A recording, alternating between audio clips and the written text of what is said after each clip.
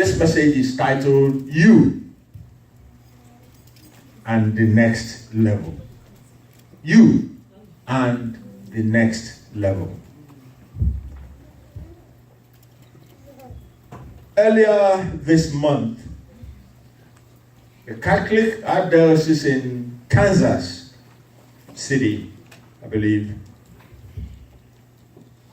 they decided to break away from Girl Scout America. The reason, the Girl Scouts and even the Boy Scout, they are unique organizations. Parents allow their kids to be part of these because of what they stood for, because of what they championed, because of the confidence they give to these kids. But this archdiocese said, no, we will not belong to this anymore. We will have our own Girl Scout. Why? Because the values no longer reflect what they, as a church, vie for. What are those values? We're not talking about some of the people that their kids will be looking up to. Some of them say they are transgender people. Some of them say they are gay people. And I think a lot of the parents are battling. What kind of role model will a transgender person, for example, share with my daughter? The Mormon Church followed suit. I think they were earlier, but again, it was in the earlier part of this month. Mormon Church now says again they will no longer be part of Boy Scout America again, because they want the thing to reflect more in line the messages they propound and who they are.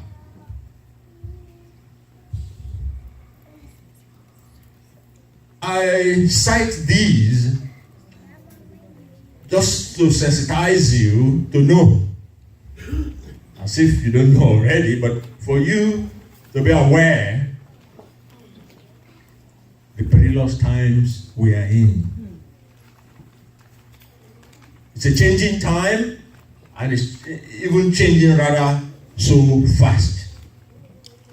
And so this morning, I want you, as you sit and listen, but to pray, that Lord will open a chapter into the window of your mind, in the window of your eyes. Something can happen as you sit here. Your life can change just as you are sitting listening. There's nothing God cannot do.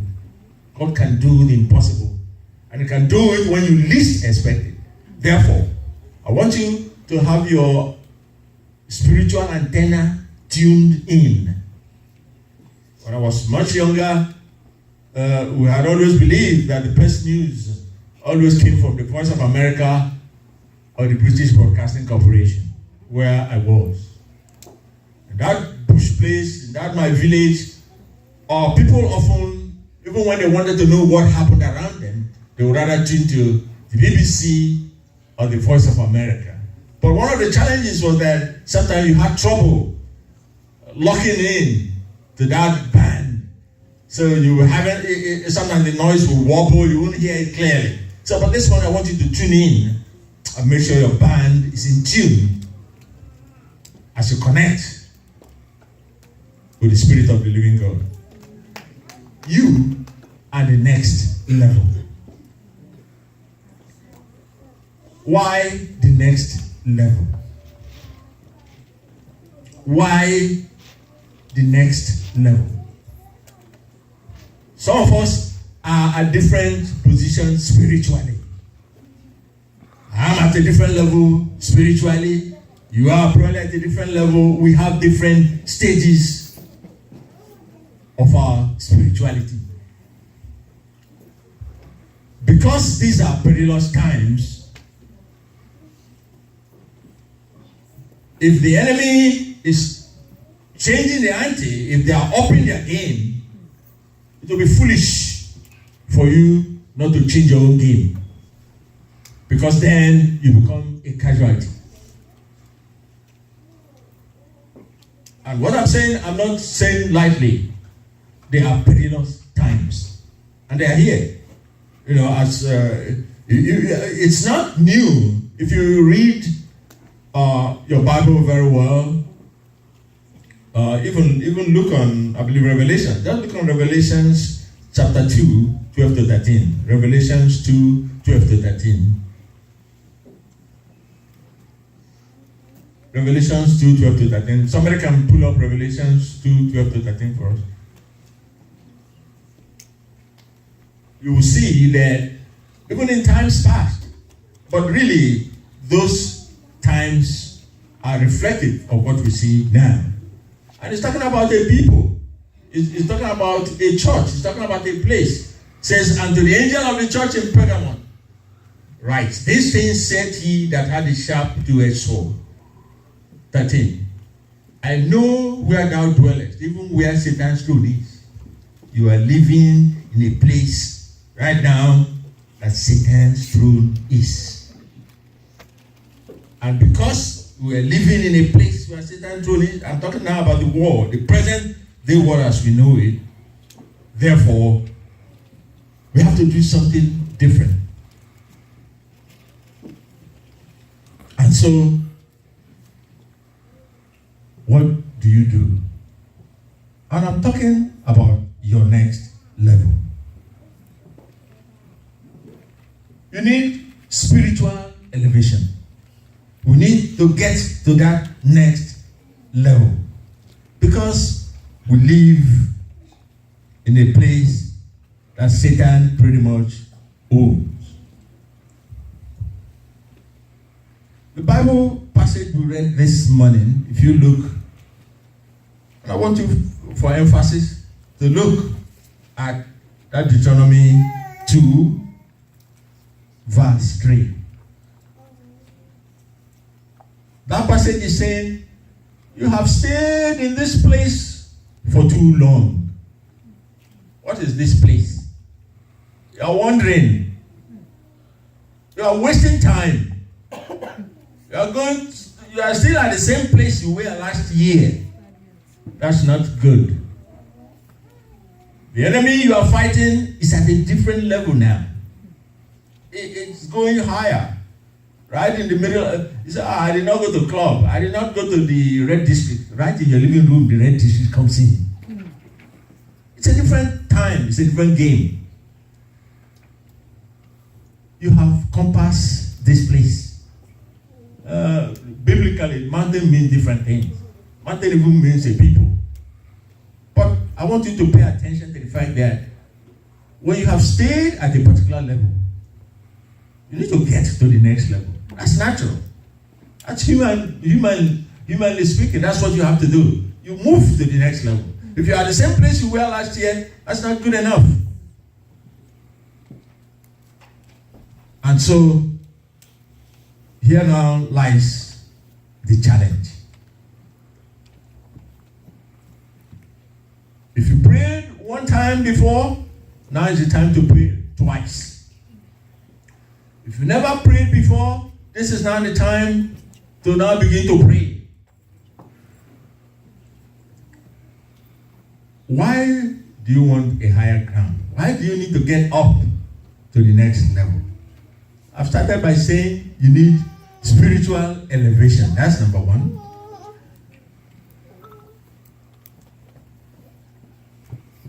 The second thing is that naturally, if they paid you $1,000 this month, and by this time next year they still pay you $1,000, something is not right. Because the cost of living by this time next year is no longer what it was. In other words, I have been here now for a while. I know what egg used to cost. I know what a loaf of bread used to be. And I know what it is now. In fact, the one that astonishes me most, I think, is milk. I'm amazed at how much milk is now. What do you normally do You say, you go to your boss, you say, I want a raise. They are not going to promote you until there's a reason for it. They will look the other way. They won't even listen. But it seems to me that we have it all wrong. Because this morning we were talking about destiny. And each time we are looking just at ourselves, we're having it backwards. I read backwards. Thank God for the choir. Thank God for sometimes we see what they do here. We sing songs, and they even try to sing songs in a different language, in different languages. How many people have even taken the time to learn a different language? You want to relate to somebody else from a different place. How many people will take their time? Let me try to learn these people's language. Because it's a different thing when you speak the same language with somebody. I am from a different part of West Africa. How many times have I tried to learn Fanti Gun, which is, for example, a Ghanaian language? How many times have I tried to learn some Cameroonian languages? And yet, I want to really be part of them. I want them to be part of me.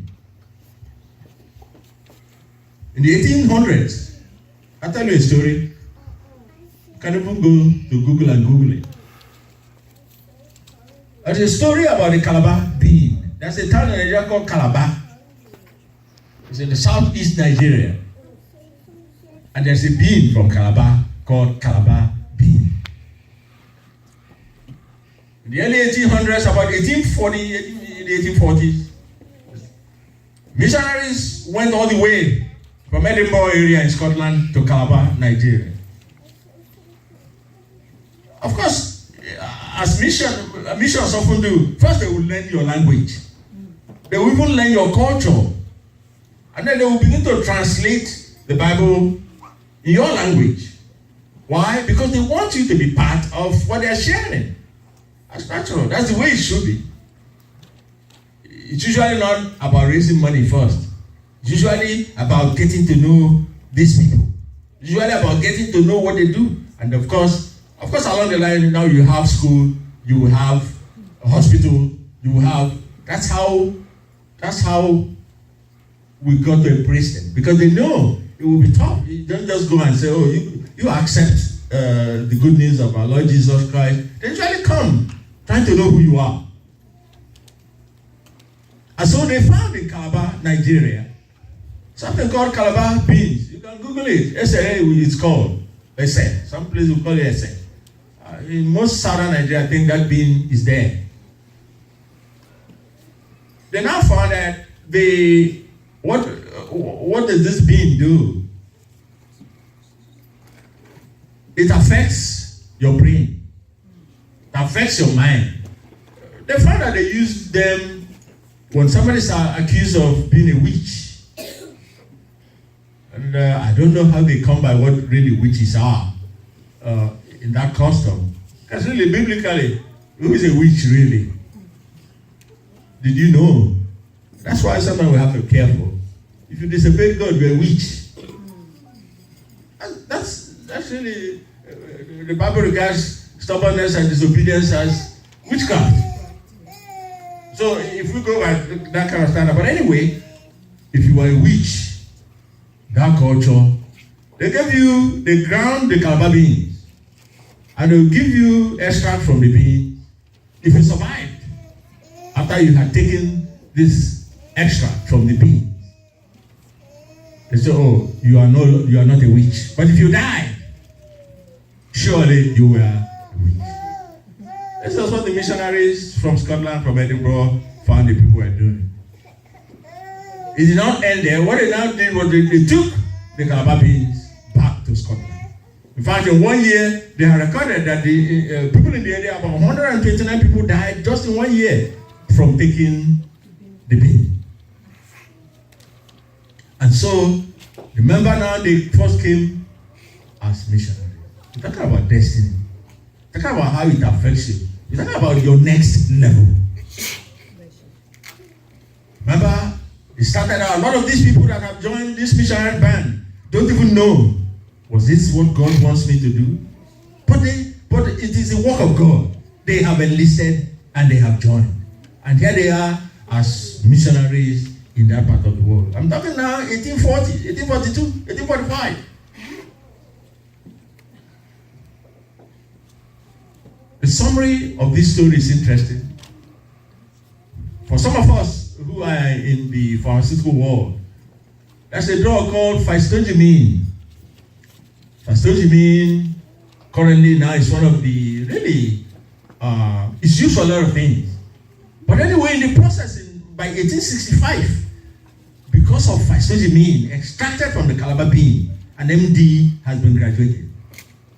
And ophthalmologists found, for the first time, they found a compound that can constrict the pupils of the eye. And there became the very first hope of people who are suffering from this kind of eye diseases, the only hope they had. Today, as I'm talking to you, another drug came up from the same physostigmine, now a derivative of it, that is now used to treat people with Alzheimer's. It's called rifaximin. Where did it come from? It came from the Calabar bean. They went as missionaries. Not only did they bring that news of the gospel, from this movement itself have come solutions to people's health worldwide. Today, in fact, where I work, one of the products was the patch of this rifaximin. That's what you use for people who suffer from dementia, memory loss. What are we talking about? You need to get to your next level. But people are wondering, I don't know, is this what God wants me to do? He said, take the bold step of faith. Start to do the thing God wants you to do. Even, well, it's a missionary work. I don't really know whether I can be good in the mission field. I don't really know what. Be part of it. In the process, God will chart a course for you. Talk about your next level. Spiritual elevation. This place is supposed to be a living spring. Any place that's not living, any water that's not living, you don't drink. That's why we if you go now out, that's why we drink spring water. Because it's coming out from the aquifer fresh. And so that's what it is, fresh. If you are in a place and you're worshiping God and you are not being renewed by the Holy Spirit, you are not moving to the next level. You need to move to the next level. Romans 12:1-2 tells us clearly that we should not be conformed to the values of this world, but should be transformed by renewing our minds. That's the story about the Calabar bean. Why do you want to strive for higher ground? So that as the enemy is getting worse, perfecting new ways of attacking us, you don't stay and keep quiet. Why do you need to step to your higher ground? Again, I'm bringing it to your practical level. Currently, the average tuition for a college student in 1 year in a state school is about $28,000. State school, on the average. If that kid goes to an Ivy League school, you are looking at perhaps $7,000. Actually, if he goes to a private school, you are looking at an average of $59,000 in a year. Just stop to think. You may think, I'm not there, my kids are small. This is the time to prepare. When you say pay tithe and offering, when you say this, it is not going to be easy for you to bring out $60,000 to pay for a kid. Believe me, it's not going to be easy. And believe me, you want that kid to get some form of scholarship, to get some form of assistance. Now is the time to raise the game. Up your ante. So when they say, contribute to this, or contribute to that, or pay your tithe, pay your offering, these are key. They are foundational. You don't know who will ask that kid, please come. We have free tuition for you. does happen. Why? Because you have prepared for it. The purpose, Brother Tony was telling us the other Sunday to be deliberate. Be deliberate. Because of the times we live in. Be deliberate. We are talking about your next level. What am I going to do? What am I supposed to do? Every challenge you face is an opportunity to get you to the next level. Every challenge. Doesn't matter the challenge. Only a sickness can make you to pray the way you have never prayed before. They can say, well, we don't want your services anymore. We will fire you from this job and they will let you go. Why? Because they're saying, you are not contributing anything anymore. Register for that class now. Launch that company now. We want to see that business flourish now. Not tomorrow. Not today. Not tomorrow, but now. Why? Because you need to get to the next level. Aren't you tired of doing the same thing? Yes, you buy used cars. Yes, you buy. A time should come when you say, no, I'm going to drive a new car. How about? You have to get to the next level. Whatever it takes, get to the next level. But don't be confused and say, oh, well, this is really worldly. I'm supposed to. There's no pride in poverty. None. Nothing nice about being poor. Nothing. If anything, it brings shame. It humiliates you. But it is not that it should be your goal. Your goal really should be things of God. But in the process of doing the things of God, every other thing will be added onto it. Be deliberate about it.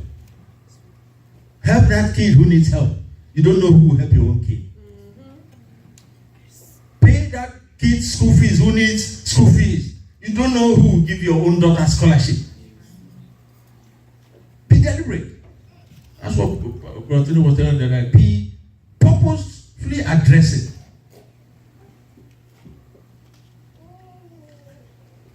It's important.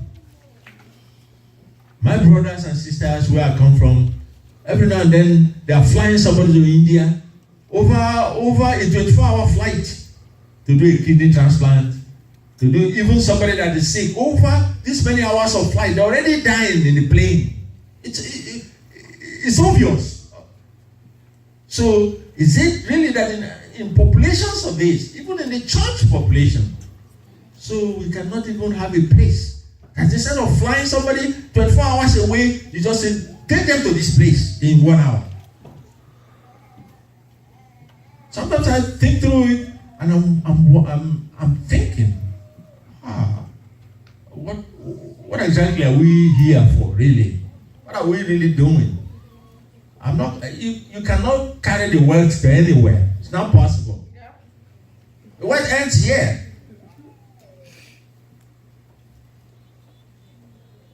Let us be deliberate. Don't do things the old-fashioned way. You may not say, you may not like it. There's currently a debate going on now.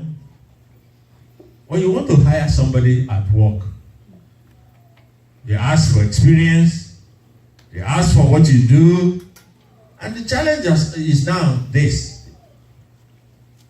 I talk to Mr. A, I talk to Miss B, I talk to Miss C. One has more experience, one knows what more than the other, but one has passion. One really wants to learn, wants to know. And the debate is this: who do you hire?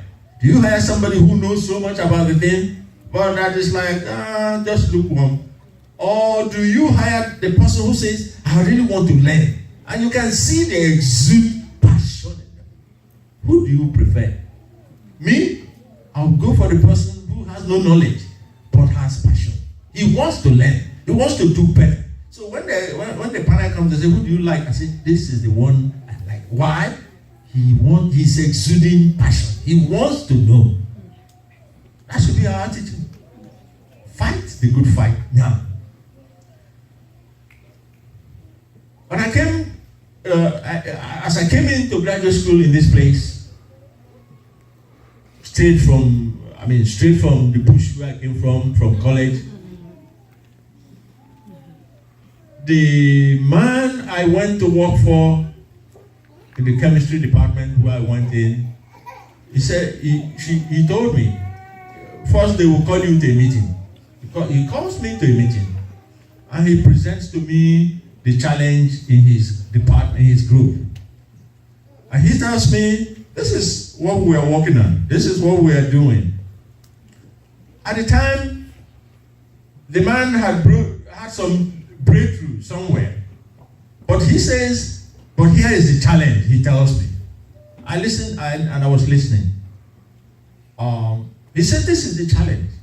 We have a situation here, we can explain it, but we don't have proof for it.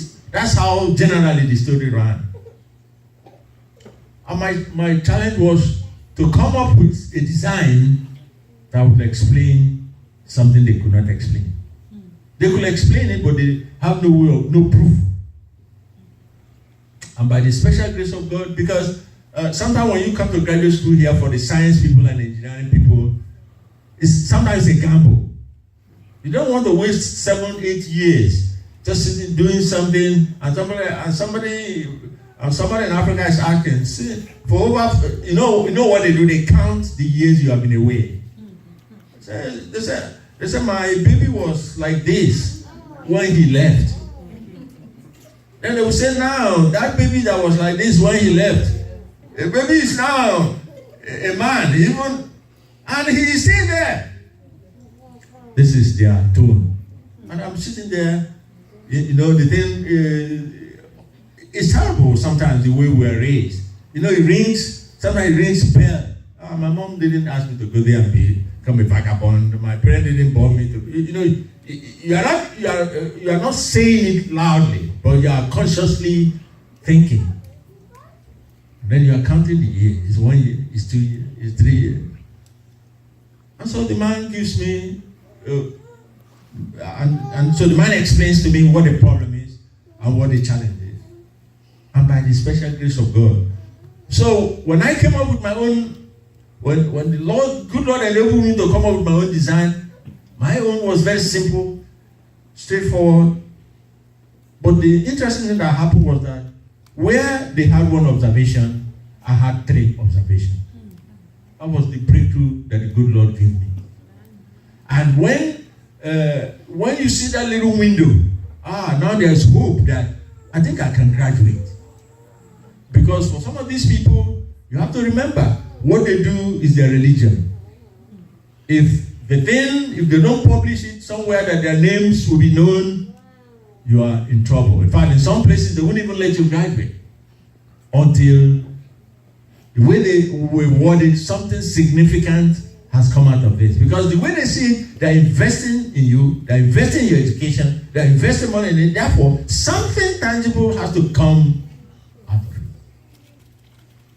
What is it? Again, what are we talking about?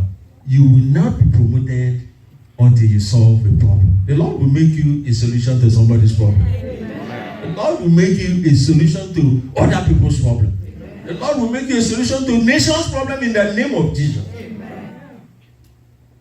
If you want to move to the next level, you have to solve a problem. In your place of work, look, ask God. I like always to pray that Ephesians 1:17. First time it really thrills me that the God of our Lord Jesus, the Father of glory, will give unto you the spirit of wisdom and revelation in the knowledge of Him. Ask God for wisdom. It can happen anyway. Anyhow it can come, you will not know. But because you are deliberate preparing and praying. Praise the Lord. Hallelujah. And so the only way for you to get to the next level, you have to solve a problem. Your place of work, look for a problem and solve. If you watch what is the program? Shark Tank. You will see that different people come to that program. Most successful, if you have a trend, if you look at a trend, you are solving a problem that nobody has thought of. And therefore, you are going to get rewarded for it. Promotions don't come just by looking at your face. No. Already, there are people who even want you out of the place. They are looking up. Our brother this morning was praying that prayer rally for people who paid attention. There are people who are watching even when you come to work. It is not their business, but they are given a record somewhere. They know when you came in on a Monday. They know when you came in on a Friday. And they are keeping a record. It's not their business to do so, but they are. And you'll be surprised someday, even the HR person will call you in and say, on so and so day, and she will say, some people are talking. These are challenges you face. You up the game. You go a step higher. We're talking about going to your next level. One of the reasons why we don't do that is that we don't ask God. Ask God for direction. I just cited Ephesians 1:17.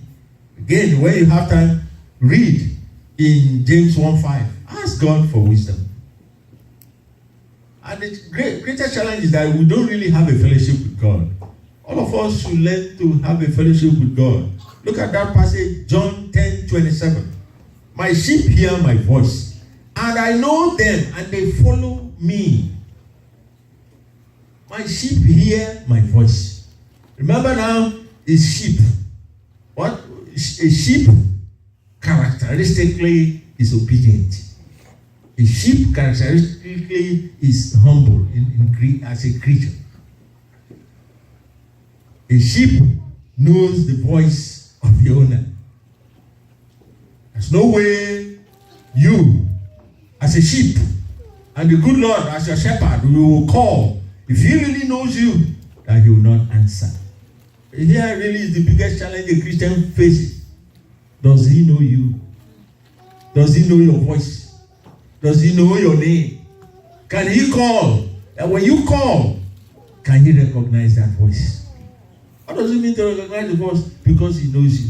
Because you are fellowshipping with him all the time. If you don't fellowship, and then all of a sudden, you sit down somewhere to make your list. I want a new car. I want increase in pay. And then if I'm God and I'm listening to everything you are